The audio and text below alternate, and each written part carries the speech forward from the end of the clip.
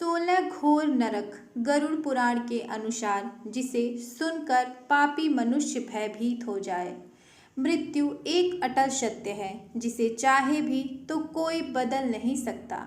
बदलते हैं तो सिर्फ हमारे कर्म, पर कर्म करने के समय यह कोई नहीं सोचता कि यह किए जाने वाले कर्म अच्छे हैं या बुरे। बस मनुष्य बुरे कर्म किए जाता है।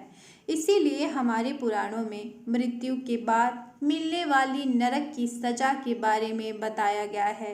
यह हमें जान लेना बेहद जरूरी है। गरुड़ पुराण में 84 लाख नरक का वर्णन बताया गया है और इनमें से 16 नरक को घोर नरक बताया गया है कि मृत्यु के बाद कौन सा बुरा कर्म करने पर कौन सी सजा मनुष्य को भोगनी पड़ती है। तो आइए जानते हैं इन 16 नरक के बारे में। पहला है कुंभीपाकम नरक। जो लोग अपने स्वार्थ और इच्छा के लिए दूसरे जानवरों को मारते हैं या शिकार करते हैं, उन लोगों को यह नरक में लाया जाता है। वहाँ उन्हें गर्म तेल में उबालकर यातना दी जाती है। दूसरा है तमिश्रम नरक।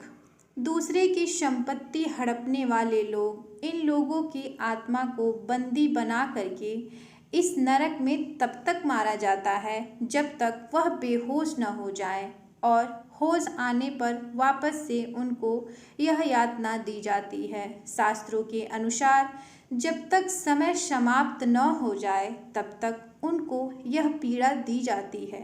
तीसरा है अंधतामिस्त्र नरक।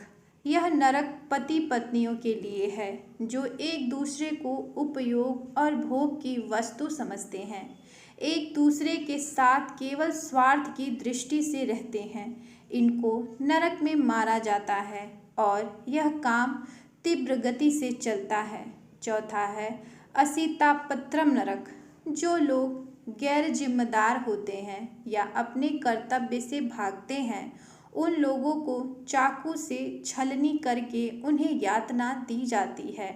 पांचवा है कलसूत्रम नरक। इस नरक में उन आत्माओं को लाया जाता है जिन्होंने बड़ों का आदर सम्मान कभी ना किया हो। उनको तब तक गर्म जगह पर रखा जाता है जब तक उनकी सजा का समय समाप्त नहीं हो जाता। छठवां है सुकर मुखम नरक। यहाँ उन लोगों को लाया जाता है जो दूसरों को अपने इशारे पे नचाते हैं, उनके साथ बुरा बर्ताव करते हैं, अपने निजी स्वार्थ के लिए उनसे सब काम करवाते हैं। सातवां है वैतरणी नरक। गरुड़ पुराण में बताया गया है कि मृत्यु के बाद आत्मा को गंतव्य स्थान पर पहुंचने के लिए वैतरणी नदी को पार करना पड़ता है। यह नदी मानव मलमूत्र, मरे हुए कीड़ों, मांस एवं हड्डियों से भरी होती है। कहते हैं जिन्होंने अत्यंत पाप किए हों, जिन्होंने अपनी ताकत का दुरुपयोग करके दूसरों को हानि पहुंचाई हो, उन लोगों को, उनकी आत्मा को मृत्यु के पश्चात यह नदी के घटकों पर जीवन जीना होता है। आठवां है तप्त मूर्ति नरक। आग में जलने वाले इस नरक में बहुमूल्य रत्नों जैसे सोना, चांदी, हीरे, जेवरात आदि की चोरी करने वाले लोगों को इस तप्त मूर्ति नरक की आग में रखा जाता है। नौवां है पुयोड़कम नरक। शास्त्रों के वर्णन अनुसार यह नरक एक प्रकार के कुएं जैसा है। उसमें रक्त, मानव मलमूत्र और अन्य गंदी घृणित वस्तुओं से भरा होता है। यहाँ इन लोगों की आत्माओं को रखा जाता है जो बिना विवाह किए शारीरिक संबंध रखते हैं और फिर उनसे विश्वासघात करते हैं। 10वां है अवीसी नरक। यह नरक में उन लोगों को फेंका जाता है जो झूठ बोल के दूसरे को फंसाते हैं। उनको बहुत ऊंचाई से नीचे फेंका जाता है। 11वां है ललाम्भच्छम नरक। जो लोग दूसरों के साथ जबरदस्ती करके इनके मर्जी के विरुद्ध शारीरिक संबंध बनाते हैं, उनको इस नरक के भीषण कुएं में रखा जाता है जब तक कि सजा की अवधि समाप्त न हो जाए। 12वां है महाविचि नरक।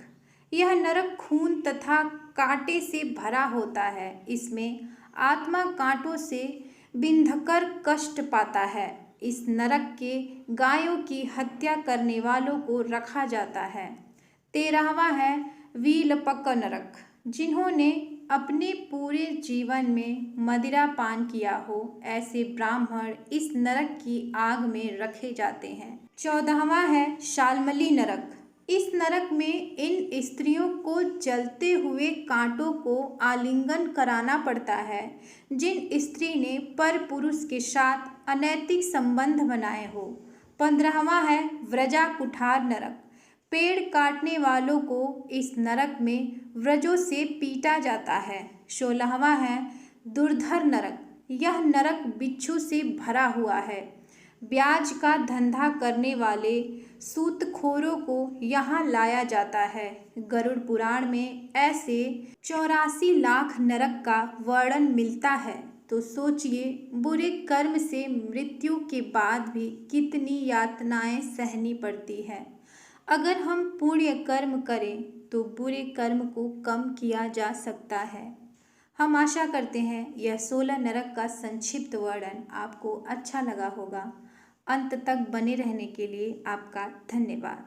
तो फिर कल मिलते हैं किसी और नए कहानी और जानकारी के साथ। तब तक के लिए नमस्कार। जय माता दी।